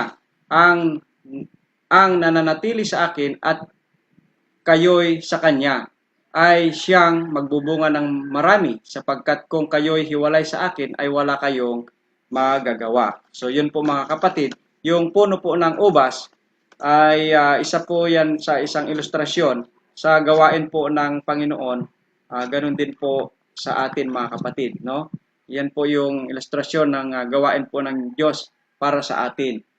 Yung puno ay siya po si Jesus, no? At yung mga sanga, yun naman po yung mga nananampalataya po sa Kanya. Naniniwala po na si Jesus ay namatay para sa atin. At yung mga bunga naman po mga kapatid, ay yun yung pagpapabanal. yung bunga. Yun po yung mga mabubuting gawa at yung pagbabago po ng karakter mga kapatid, no? So, nakita natin na ang pagpapabanal ay ang pagkakaroon ng kaligtasan diyan po mga kapatid. Samantalang ang ugat, yung ugat at puno ng kahoy ay siya naman yung batayan ng ating kaligtasan, no? Yun yung buhay at kamatayan ni Kristo para sa atin mga kapatid. So, tanging kapag lubusang tinanggap natin siya, ito na po yung pamamaraan na parang grafted po mga kapatid. Pag tinanggap natin siya at mapanatili ang patuloy na koneksyon sa Kanya, ay makakatanggap tayo ng banal na espiritu. No? Pag natanggap natin yung banal na espiritu, dun yung pinaka parang sap, no? Kung saan nanggagaling po yung bulaklak hanggang sa ito po ay magbunga. At yan po mga kapatid, yung banal na espiritu ay siya na po yung panggagalingan ng mga mabubuting gawa po mga kapatid. Kaya yan, makikita na po sa atin yung tinatawag na bunga ng banal na espiritu po mga kapatid. Makikita na sa atin yung mga bunga na po yon, yung love, joy, peace, patience, long-suffering, gentleness, goodness, faith, lahat po yun po mga kapatid. Makikita po yan kung tayo po ay patuloy na konektado sa ating Panginoong Hesukristo po mga kapatid. No? At napakaganda po na ilustrasyon po yan na ating pong nalaman. So ganyan po mga kapatid, ang mangyayari po sa atin sa himala na yan na pangatlo, yung tinatawag na pagpapabanal, sanctification po mga kapatid. Yan po yung imparted righteousness. Gagawin po sa atin mga kapatid. At sa pamagitan yan, magkakaroon po tayo na ang pagbabago. Tayo po ay nababago po sa buhay po mga kapatid. So, tako po tayo doon sa pang-apat na gustong gawin na himala ng Diyos para sa ating buhay po mga kapatid. Ano po yung pang-apat? Ito po yung tinatawag na redemption, pagtubos mga kapatid, or glorification. So kailan po ito magaganap, yung pang-apat na himala na ito sa ating buhay po mga kapatid, no? Ito po ay makikita natin sa 1 John 3 verse 2. Mga minamahal, ngayon ay mga anak tayo ng Diyos at hindi na nahayag o hindi pa nahayag kung magiging ano tayo. Nalalaman natin na kung siya ay mahayag, tayo ay magiging katulad niya sapagkat siya ay ating makikitang gaya ng kanyang sarili. So, yan po mga kapatid. Kailan daw po yan magaganap po mga kapatid? No? Pagparito ng ating Panginoong Hesukristo po mga kapatid. Maihahayag po yan. Magaganap po yan, yung redemption, yung pagtubos po mga kapatid. Diyan po sa redemption na ito ay magkaroon po tayo o tatanggapin po natin yung tinatawag na kaligtasan mga kapatid. At tayo po magiging katulad nga ng ating Panginoong Hesukristo. No? Sabi niya, nalalaman natin na kung siya ay mahayag, tayo ay magiging katulad niya. So pagdating po niya mga kapatid ay magiging katulad niya. Bakit? Ano po ba siya mga kapatid? No? Yung tinatawag na walang kamatayan po mga kapatid. Ang ating Panginoong Hesukristo, no, ay magiging katulad po natin na immortal po mga kapatid. No? Tayo ngayon ay namamatay, no? Merong katawang namamatay. Pero pagdating po niya, pag tayo po ay nabago, at nangyari lahat itong mga himala na ito sa ating buhay na gustong gawin ng Diyos mga kapatid, ay tatanggapin po natin yung tinatawag na kaligtasan mga kapatid.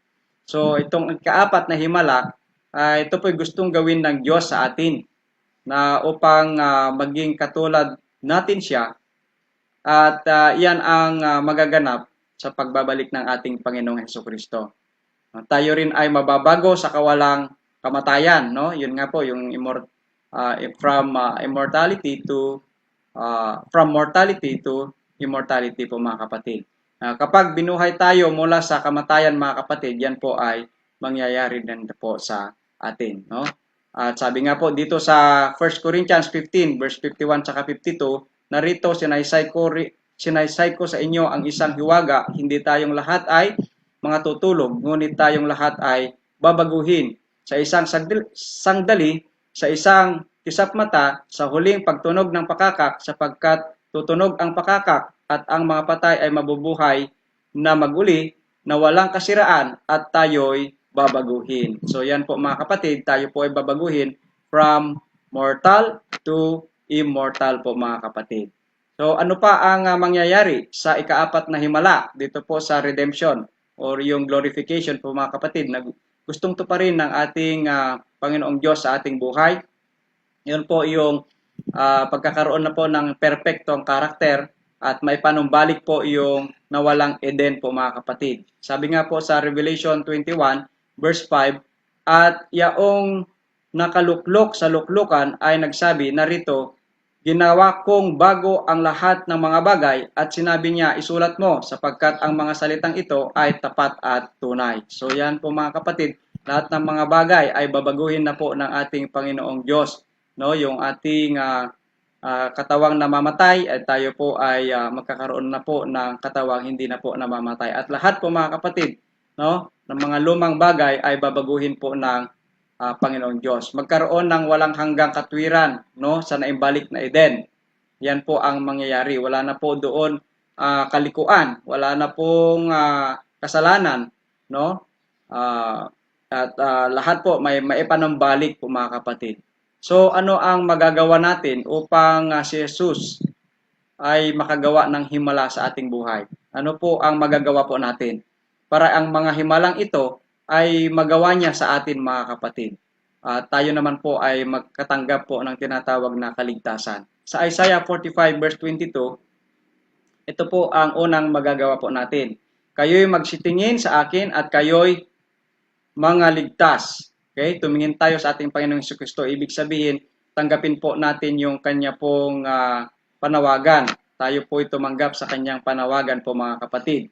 Lahat na tagal wakas o lahat to the end of the world po mga kapatid. Yung mga nasa dulo ng lupa, lahat po mga kapatid, no? Sabi po niya, lahat na tagawakas ng lupa sapagkat ako'y Diyos at walang iba liban sa akin. So tayo po ay magsitingin sa ating Panginoong Jesucristo. Ibig sabihin, tanggapin po natin ang kanyang panawagan po sa atin mga kapatid. Yan po, para magawa po niya yung mga himala na ito sa atin at magkaroon po tayo ng kaligtasan, mababago po tayo, ay kailangan po natin sagutin ang kanyang panawagan. Tayo po ay magsitingin po sa ating Panginoong Jesucristo. Sabi nga po ng Acts 16 verse 31, at kanilang sinabi, manampalataya ka sa Panginoong Hesus at maligtas ka, at ikaw at ang iyong sambahayan. So dito po mga kapatid, yung pananalig, kailangan po natin yung pananampalataya sa ating Panginoong Jesucristo. Yan po, ipagtanggap po sa Kanya bilang ating tagapagligtas at bilang Panginoon ng ating buhay. At ang pangatlo po mga kapatid, yung tinatawag na pagsisisi sa lahat ng ating mga kasalanan. Sabi nga ng Acts 3 verse 19, kaya nga magsisi kayo at mga balik loob upang mangapawi ang iyong mga kasalanan, upang kung magkagayon ay magsidating ang mga panahon ng pagginhawang mula sa harapan ng Panginoon. So yun po mga kapatid, pangatlo ay ang magagawa po natin ay pagsisihan po natin ang ating mga kasalanan, no? At ganun din, kailangan po natin na tanggapin ang kanyang mga banal na kautusan. Sabi ng Hebrews 5, 8, and 9, bagamat siya ay anak, gayon may natuto ng pagtalima sa pamamagitan ng mga bagay na kanyang tiniis. At nang siya'y mapaging sakdal, ay siya ay gumawa ng walang hanggang kaligtasan sa lahat ng mga nagsisitalima sa kanya. Kaya ito mga kapatid, importante na atin pong masunod. Ito pong mga bagay na ito mga kapatid at magkaroon din po tayo ng kaligtasan at ang Panginoong Diyos magawa po niya sa atin yung apat na himala na ito po mga kapatid.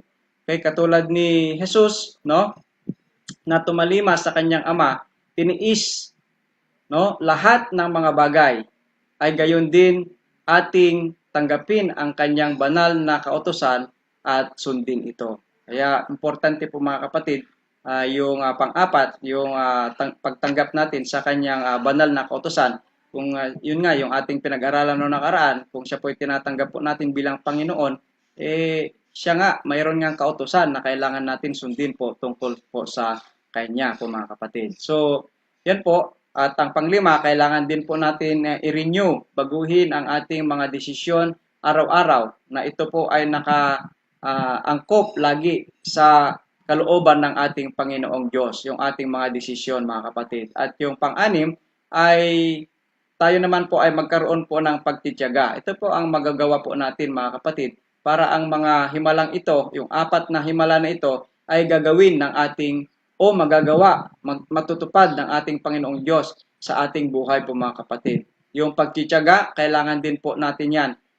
Sa Matthew 24, tingnan po natin sa Matthew 24, verse 13 po, mga kapatid. Sabi po doon na datapwat ang magtiis hanggang sa wakas ay siyang maliligtas. So kailangan po natin din ng tinatawag na pagtitiis sa ating buhay, pagtitiyaga, no, mga kapatid, no?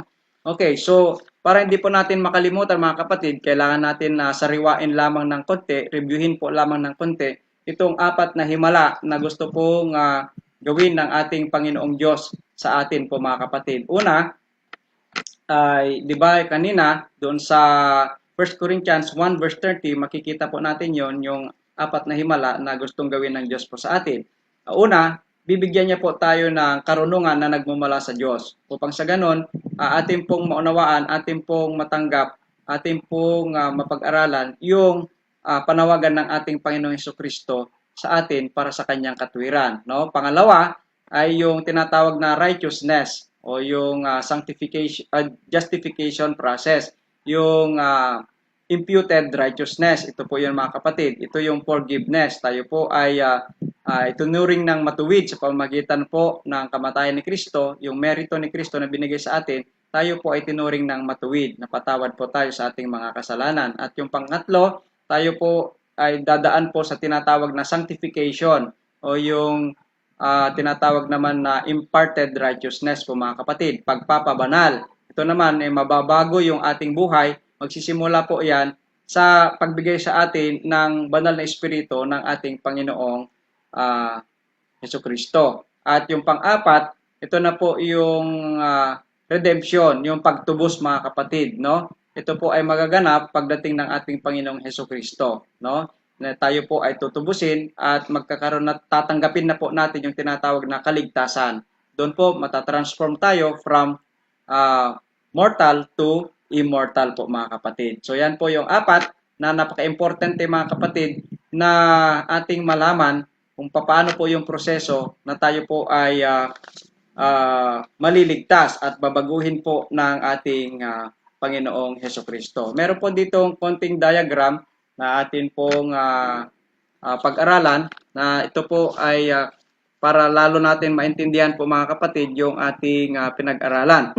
Okay. So, ang paliwanag po ng diagram, upang tayo po ay makabayad, no, doon sa ating mga utang, no, na bayaran na po, mga kapatid, mula sa sandaling tayo po ipanganak, from the birth zero po, mga kapatid, no, hanggang sa sandaling ating pagbabalik loob, hanggang doon po sa krus po, mga kapatid, tayo po ay inaring ganap sa pamamagitan ng dugo ni Kristo at ang kanyang hustisya ay binigay para sa atin. At doon naman, mga kapatid, mula doon sa sandaling iyon na tayo po ay na-justified, tayo po ay binigyan ng Espiritu Santo ng ating Panginoong Hesukristo, mga kapatid, no? Mula sa sandaling iyan ng ating pagpapabanal ay nagsimula ito sa pamamagitan ng pagkakaroon ng Espiritu Santo sa ating buhay.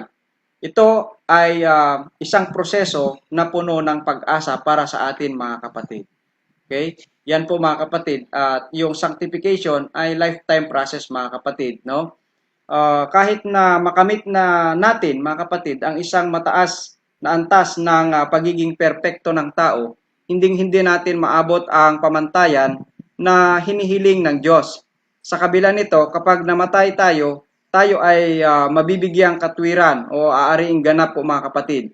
Bakit? Sapagkat si Kristo ay namatay para sa atin at ibinigay niya ang kanyang katwiran na pabor sa atin. So yan po ang pinaka-ilustrasyon po itong pinag-aralan po natin na apat na himala na gagawin po ng ating Panginoong Diyos sa ating buhay po, mga kapatid.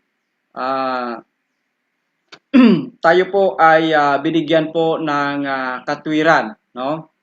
O yung inaring ganap na po tayo, mga kapatid. Ito po exclusive po, mga kapatid, na sa pamamagitan lamang ng pananampalataya sa mga merito ni Kristo, mga kapatid, ang pagpapabanal at pagsunod sa batas o sa kautusan ng Diyos ay natutupad sa pamamagitan ni Kristo sa ating buhay, mga kapatid, sa pamamagitan ng pagtanggap kay Kristo bilang Panginoon po natin, mga kapatid, no? Kapag kusa tayong nahuhulog o gumagawa po ng kasalanan at lumalabag po tayo sa kautusan, mga kapatid, tinatanggihan natin ang kanyang biyaya at pamantayan ng kanyang katwiran, mga kapatid. Sa gayon, parusa ang naghihintay sa atin sa hukuman po, mga kapatid, no? O sa paghukom. Yan po ang naghihintay po sa ating, mga kapatid. So, ang plano ng Diyos para sa tao ay inilarawan, mga kapatid, sa talinhaga ng buhay ng yung alibughong o alibughang anak po, mga kapatid, o yung prodigal son. Makikita po natin doon yung complete na plano ng ating Panginoong Diyos sa buhay po ng prodigal son po, mga kapatid. Pag-aralan po natin ng maiksi itong prodigal son. Alam kong alam nyo na po ang kwento nito, so tayo po ay sariwain lang po natin yung kwento po ng prodigal son, sapagkat dito po natin makikita yung kompleto na plano ng Diyos para sa tao, mga kapatid, at sa kaligtasan ng tao. Dito, yung anak ay umalis siya sa tahanan, hiniling niya na kunin niya po lahat ng kanyang parte, ng kanyang mana, at siya po ay aalis sa tahanan ng kanyang ama. At yun nga po ang nangyari, umalis po siya at ginugol niya po lahat ng kanya doon sa labas, no? Nagpakasaya siya po ay nagpakasasa, in-enjoy po niya na yung kanyang pong kayamanan na kinuha niya po sa kanyang ama. At hanggang siya po ay naghirap at naging alipin po siya, hanggang siya po ay naging tagapagpakain na lamang ng baboy, at pati yung pagkain ng baboy ay yun na po ang kanyang kinakain. At so, yun po, nung habang nandun po siya, na-realize po niya, nung naghihirap na po siya, na-realize niya na doon sa tahanan ng kanyang ama ay nandun po lahat ng kaginhawaan. So, ano po ang nangyari?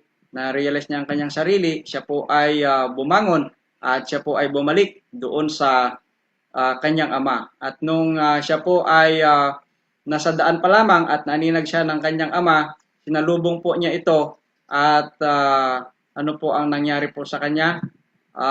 Nung makita siya, mamukhaan siya ng kanyang ama, ay hinakap niya ito at kanya po binigay yung kanyang balabal, no, sa kanyang anak, at siya po ay ginabayan na patungo sa kanilang bahay. At doon po inutos ng ama na palitan, bihisan po siya. Siya po ay linisan at bihisan po, mga kapatid. At pagkatapos, sila po ay nagkaroon po ng tinatawag na piging o handaan o isang tawag dito, kung sa ngayon ay nagkaroon po ng parang party, no? Sapagkat dumating ang matagal nang nawawalang anak. So yan po, mga kapatid, makita po natin doon yung kompleto na plano po ng Diyos. Paano po natin makikita yung kompletong plano po ng Diyos sa tao doon sa kwento po ng prodigal son? Tignan po natin, mga kapatid, yung kwento na ito, yung comparison, no, ng kwento na ito sa plano ng Diyos. Una po, mga kapatid, yung anak na nanatili sa bahay, nung nandun sa bahay, yun po yung kumakatawan kay Adan at kay Eva nung hindi pa po nagkasala ang tao, no? Nandun po siya sa harapan ng ama, nandun po siya sa bahay, tahanan po ng ama po, mga kapatid. No? So yan po yung prodigal son na nandun pa siya. Pero nung umalis po siya sa tahanan ng kanyang ama, ito na po yung pagbagsak ng tao sa kasalanan po, mga kapatid, no? At siya po ay pinalayas po doon. Doon po yung prodigal son, nung ginugol niya po yung kanyang lahat, doon po sa kanyang pagpapasasa doon sa labas, ito po yung pagbaba ng moralidad po ng tao po, mga kapatid. At yung pagpapaalipin ng prodigal son, ayun naman po yung kumakatawan sa pagpapaalipin po natin sa dyablo o sa kasalanan po, mga kapatid. At nung siya po ay naging alipin at na-realize niya ang kanyang sarili, lumapit siya sa kanyang sarili at ano po ang nangyari po sa kanya, no? Ito po yung na-realize niya, mga kapatid, at sabi po niya sa kanyang sarili, babangon ako at pupunta ako, no? Ito po naman yung tahimik na gawain po ng banal na espiritu. Yan po. Yan na po yung pagkilala natin sa kasalanan nung sinabi po niya na siya po ay babalik, no? Ito po yung pagbabalik loob po, mga kapatid, dahil nakilala niya na po ang kanyang kasalanan. At yung pag-uwi niya, siya po ay niyakap ng kanyang ama. Ito naman po yung justification na ating pinag-aralan. Siya po ay inaring walang kasalanan po, mga kapatid, no? Inaring walang kasalanan. Siya po ay tinanggap doon sa bahay ng kanyang ama na parang wala siyang ginawang kasalanan. At yung damit ng ama na binigay po sa kanya ay yun po yung pagbibigay katwiran, no, sa kanya po, mga kapatid. Okay, at pinalitan ng damit, garment, siya po ay binihisan, siya po ay pinaliguan, siya po ay lininis po, mga kapatid, no? Ito na po yung paglilinis, yung pagpapabanal, yung righteousness imparted po, mga kapatid, no? At yung kapistahan, no?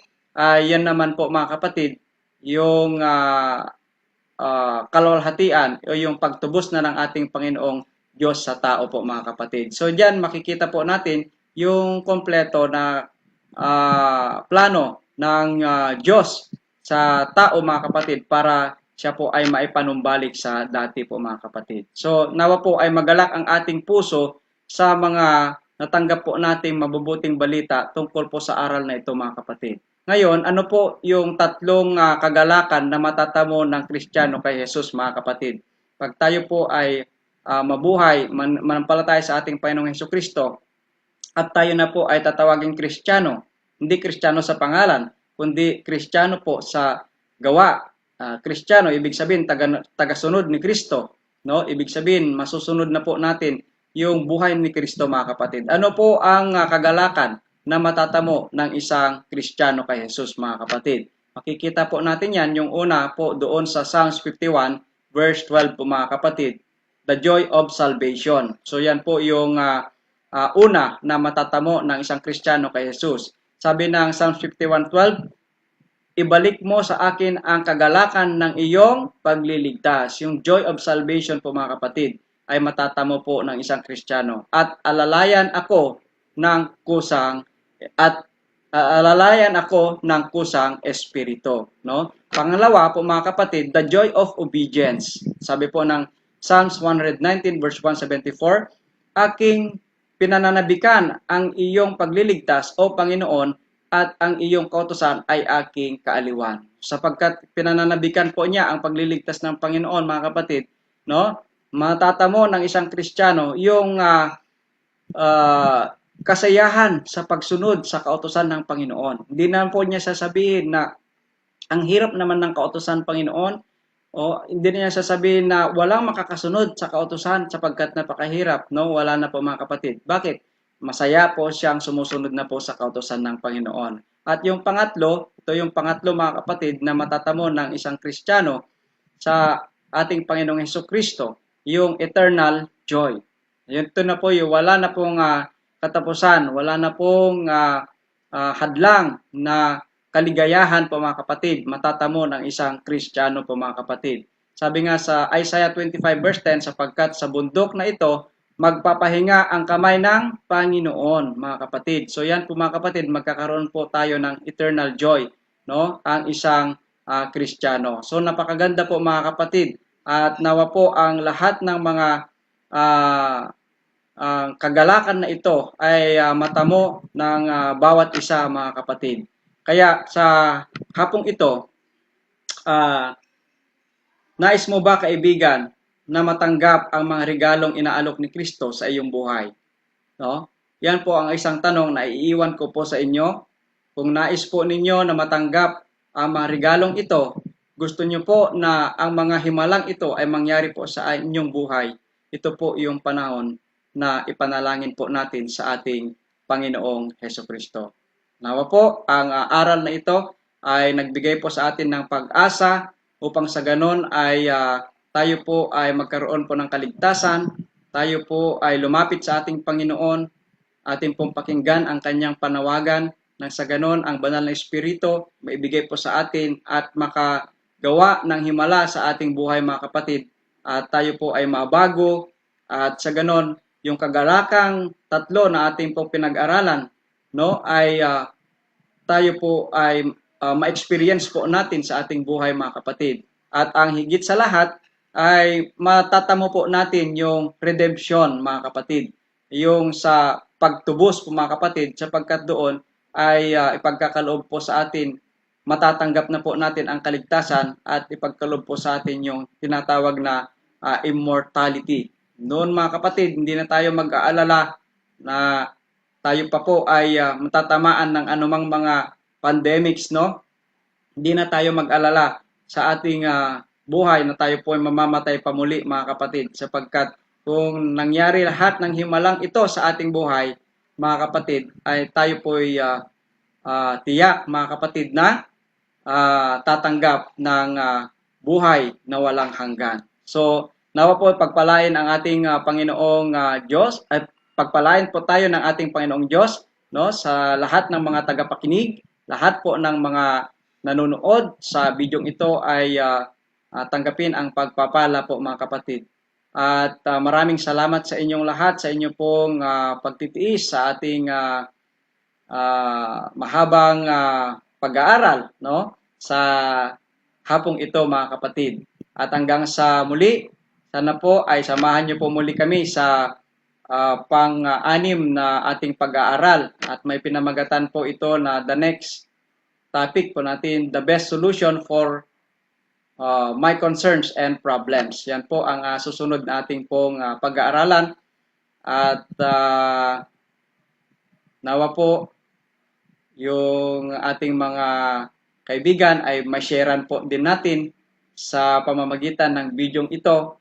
Pwede niyo rin pong i-share sa inyo pong mga kamag-anak at ganoon din sa mga nagnanais na makarinig ng kaligtasan po mga kapatid. At maraming salamat muli at hanggang dito na lamang. Amen.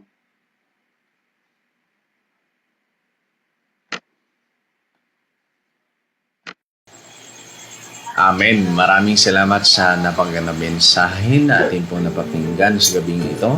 At yun din po sa kaibigan natin na ginamit po ng Panginoon upang tayo paunahan sa ating pong pag-aaral.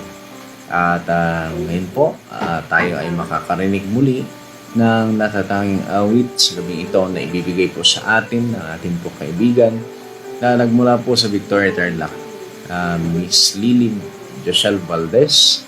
At ang pamagat po ng kanyang awitin ay Because of Who You Are. Atin na pong ibigay sa kanya ang pagkakataon.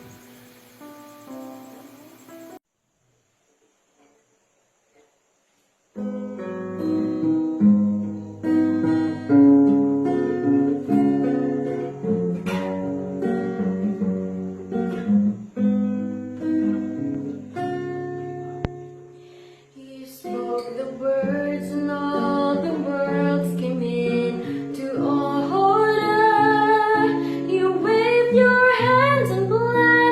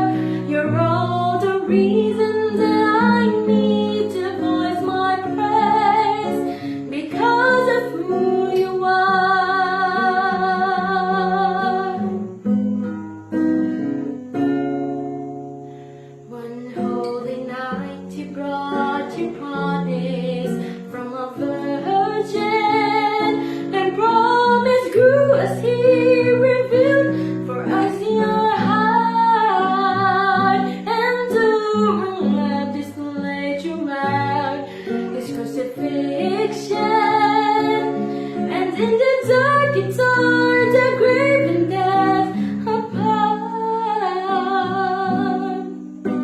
Oh Lord, I stand in awe at the wonders over deeds, and yet a greater wonder brings me to my knees.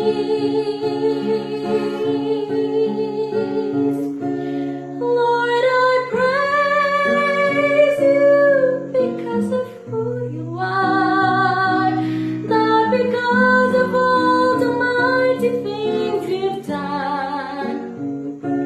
Lord, I worship you because of who you are. You're all the reason that I need to voice my praise because of who you are.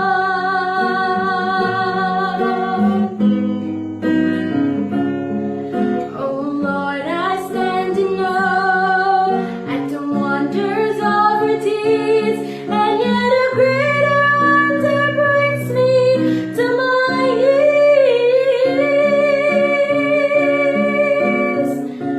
Lord, I praise you because of who you are, not because of all the mighty things you've done. Lord, I worship you because of who you are. You're all the reason that I need to voice my praise because of who you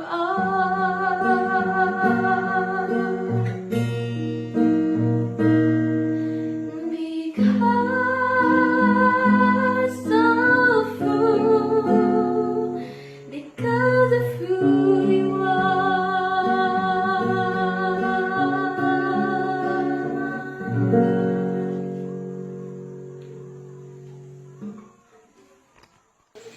Amen. Maraming salamat sa napakagandang mensahe ng awit. Gayon din po sa naghatid po ng awit. At ngayon po, bago po tayo magtapos sa ating pong programa sa gabi pong ito, ay magkaroon po muna tayo ng maikling panalangin. Ama po na yung banal na sa langit, nagpapasalamat po kami sa mga kaputihan at mga pagpapala na po sa amin. Maraming salamat po sa inyong pong pag-ingat sa amin sa araw-araw. At sana po ay bigyan pong nakagalingan bawat sa amin, spiritual, physical. Bigyan pong ng puting pangatuan, kasugan, kalakasan upang makapagpatuloy po sa paglilingkod sa inyo. At na po ay inyo po rin ingatan ng mga frontliners sa buong mundo. Halingin po sa lahat ng mga uri ng sakit. At pagpalaan niyo po rin ang mga manonood sa programang ito. Na po ay mapagpala sila at palakasin sila. Pagpalaan niyo po kami, patawarin niyo po kami sa mga pagkukulang at mga pagkakasala sa aming pong mga pag-iisip, sa mga pagkilos. Ang lahat po na ito ay pinihiling sa pangalan po ng kapaligtas na si Jesus. Amen. Okay, that's all for tonight mga kaibigan. Muli po ay magandang gabi po sa ating lahat. At kung kayo po ay may nais itanong, huwag pong magtatubuli o mahiya, mag-text or mag-chat sa amin through our cell phone number 0975-180-3422 or mag-email po sa aming pong Gmail account na messengersofthenorth@gmail.com. Muli ako po ang inyong lingkod, Gerald Franz Mark Gonzalez. Magpalain po tayo ng Panginoon. Amen.